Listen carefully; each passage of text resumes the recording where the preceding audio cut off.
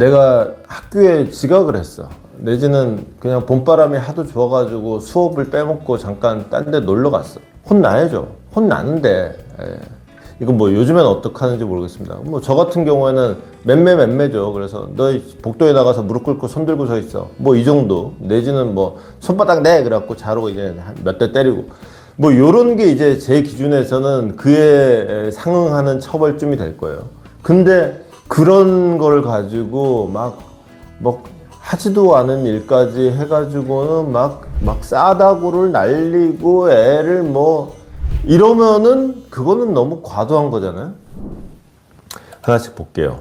자, 윤석열 대통령이 선관위의 군 투입을 김용현 국방장관에게 직접 지시했다고 본인이 직접 얘기를 했습니다. 이게 선관위 얘기예요. 문제는 국회인데 이제 진실 공방이 벌어진 대목이 이겁니다. 시작은 뭐냐면은 홍장원 국정원 1차장이 윤석열 대통령이 계엄을 선포하고 좀 있다가 전화를 해가지고는 싹 다 잡아들여라 라고 얘기를 했다는 거죠. 근데 어제 변론에서 나온 중요한 얘기는 뭐냐면 홍장원 차장 자신이 이렇게 얘기를 합니다. 싹 다 잡아들이라고 얘기를 하긴 했는데 그 싹 다가 누군지 대통령은 얘기를 안 했다. 대상자인 목적어를 규정을 안 했다. 그래서 뭔가 잡아야 되긴 되는데 누구를 잡아야 한다고는 전달받지 못했다 라고 어제 얘기를 한 거예요. 그러니까 국회의원을 잡아라, 정치인을 잡아라, 더 나아가서 정치인 누구 잡아라 는 아니었다는 얘기예요. 그러면서 그 명단이라는 거는 방첩사령관, 여인영 방첩사령관이 전화로 불러주길래 그거 내가 메모했는데 메모하다 보니까 이게 도대체 뭔 명단이야? 웃기는 명단, 이상한 명단 아니야? 그러고는 그냥 받아 적기를 때려쳤다가 나중에 기억을 복귀해가지고 명단을 다시 만들었다.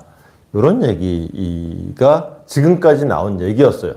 그런데 따져볼 게 있습니다. 첫 번째, 대통령이 과연 홍장원한테 전화를 왜 했느냐. 대통령의 얘기는 이겁니다. 그거는 계엄하고 관련된 얘기가 아니었다. 만약에 대통령이 계엄과 관련한 얘기가 있었으면 국정원장한테 전화해서 지시를 하지 왜 국정원 차장한테 전화를 하겠느냐. 당연히 딴 사람도 아니고 기관장인데, 대통령인데 기관장인 국정원장한테 직접 하지 차장한테 안 한다. 이게 대통령이 직접 어제 변론에서 한 얘기예요. 듣고 보면 그렇죠. 아니 처음에 얘기가 나왔을 때도 의아한 대목이 이거였어요. 아니 대통령이 왜 국정원장한테 전화를 할 거면 전화를 하지 왜 국정원 차장한테 전화를 했을까? 라는 부분이 하나가 있었고, 두 번째, 그래서 그러면은 체포 명단을 불러줬느냐, 그래서 뭐 이재명도 잡아들이고 한동훈도 잡아들이라고 했느냐. 그 명단을 그래서 대통령한테 못 듣고 여인영 방첩사령관한테 들었다는 거잖아요. 근데 여인영 방첩사령관은 뭐라 그러냐면은 내가 그날 홍장원 차장하고 통화를 하긴 했다. 그걸 내가 엘리베이터 안에서 통화를 했는데 솔직히 뭐라 그랬는지 잘 기억이 정확하진 않다. 근데 그 당시에 흘러가던 상황을 보면은 뭐 누구 잡아들여라 뭐 이 얘기 그러면서 막 명단을 누구 이렇게 불러주고 있을 상황이 아니었다. 정황상 상식적으로 이상한 일이다. 자, 이 두 가지 얘기를 종합하면 뭡니까? 대통령하고 통화를 한 건 맞다. 근데 대통령은 계엄과 관련된 얘기를 원장이 아닌 차장하고 할 이유가 없다. 하나. 두 번째, 그 정치인 체포 명단이라는 거를 방첩사령관이 불러줬다고 하는데 방첩사령관 본인도 내가 불러줬는지 안 불러줬는지 기억은 안 나는데 그 당시에 방첩사령관이 뭐 부대 배치하고 막 정신이 없을 때인데 거기다 대고 국정원 차장한테 누구 미주알 고주알 그거를 불러주고 있어? 그것도 엘리베이터 안에서? 에이 그거는 이상하지 않니? 라는 게 얘기인 거예요. 이렇게 되면은 불법 계엄이라는 문제가 하나 있고요. 그 다음에 이제 내란 혐의라는 게 하나가 있어요. 여기서 내란이라는 게 굉장히 좀 이상해지는 거예요. 한 가지 더 있습니다. 어제 변론에도 나왔었는데 이진우 수방사령관 이 양반도 또 명확하게 얘기를 해요. 누군가를 체포하라거나 국회의 비상계엄 해제 의결을 저지하라는 지시를 대통령으로부터 받은 적이 없다라고 얘기를 하는 거예요.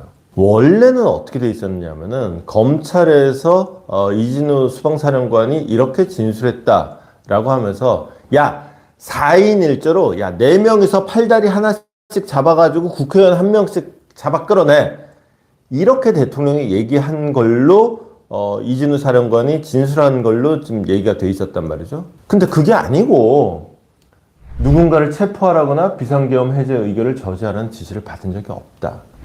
완전히 다른 얘기가 나온 거죠. 그러면서 덧붙이기를 뭐라고 했느냐. 검찰 공소장에도 정치인 체포 지시를 대통령이 한 걸로 돼 있는데 공소장에 나와 있는 내용은 제 발언 내용이 대부분 아닙니다. 대부분 내가 말한 내용이 아니에요. 이렇게 되면은 굉장히 헷갈리는 거예요. 계엄 자체를 잘했다라고 얘기할 사람은 아마 없을 거예요. 뭐 대통령의 정치적인 자충수고 악수였다는 거에 대해서는 뭐 그거는 그리고 또 그로 인해서 경제적으로도 상당히 힘든 국면을 맞이했고 요사이 우리 맨날 트럼프 얘기하고 있지만 트럼프 이 정권 교체기에 대통령이라는 자리가 정말 중요한데 지금 그 자리가 부재 상황이 된 것도 그렇고 계엄 결정이라는 건 분명히 잘못된 겁니다. 잘못된 거긴 잘못된 건데 이런 거죠. 그러니까 내가 학교에 지각을 했어. 내지는 그냥 봄바람이 하도 좋아가지고 수업을 빼먹고 잠깐 딴 데 놀러 갔어. 혼나야죠. 혼나는데 이건 뭐 요즘엔 어떻게 하는지 모르겠습니다. 뭐 저 같은 경우에는 맴매죠. 그래서 너 복도에 나가서 무릎 꿇고 손 들고 서 있어. 뭐 이 정도. 내지는 뭐 손바닥 내 그래갖고 자로 이제 몇 대 때리고. 뭐 요런 게 이제 제 기준에서는 그에 상응하는 처벌쯤이 될 거예요. 근데 그런 걸 가지고 뭐 하지도 않은 일까지 해가지고는 막 싸다구를 날리고 애를 뭐 이러면은 그거는 너무 과도한 거잖아요. 이게 진술이라는 게 그동안 이제 이런저런 말들로서 얘기가 진행되어 왔었는데 그런 말들이 조금 이상한 국면이 있네? 요거 상황이 묘하게 돌아가는 거다. 함께 좀 주목해 볼 필요가 있을 것 같아서 대부분의 오늘 신문 논조하고는 조금 다른 측면이 있습니다. 그런데 이건 좀 함께 살펴보자는 측면에서 좀 함께 지켜봤습니다.